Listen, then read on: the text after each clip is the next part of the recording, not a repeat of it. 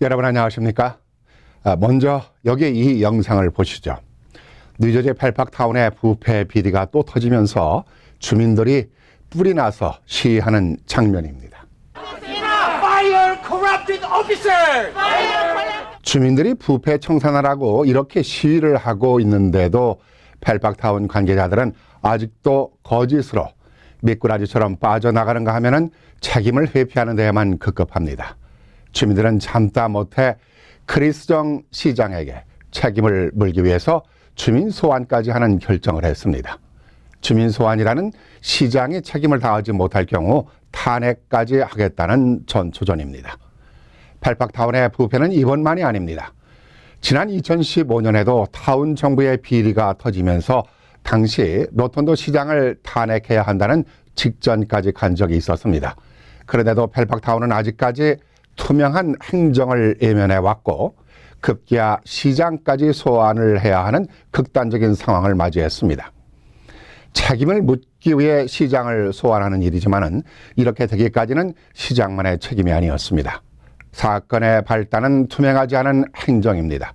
투명하지 않다는 것은 타운에서 집행되고 있는 일들이 정상적으로 운영되지 않고 있다는 얘기입니다. 예산을 집행하거나 건물이나 주택을 건설하는 데 있어서 규정을 지키지 않고 있습니다. 이렇게 비리가 터져 나올 때마다 사건의 중심에는 행정관이 있었고 이를 묵인하고 동조하는 일부 시의원들이 있었기에 가능한 일이었습니다.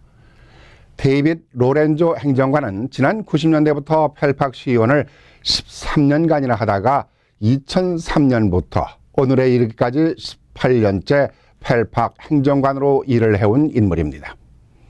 비리가 터져 나올 때마다 행정관과 연결이 돼 있다 보니까 지난해 계약 기간이 끝나면은 재계약을 하지 말아야 한다는 게 주민들의 한결같은 의견이었습니다.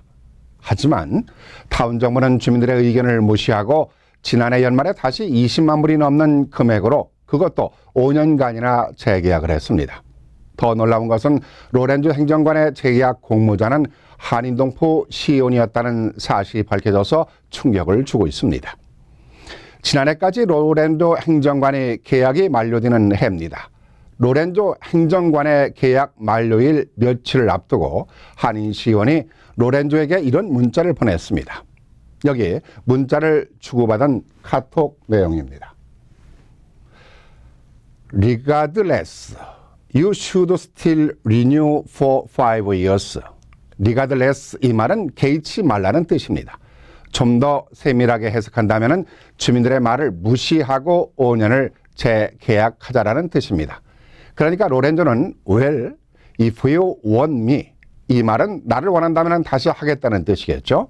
다시 한의원은 come on my brother라는 말까지 하면서 나는 당신이 필요하다 이렇게 강조를 하고는 당신이 원하면 크리스 시장도 오케이를 할 것이다라는 문자를 주고받습니다. 그러고는 서로가 사랑의 하트 모양도 주고받습니다.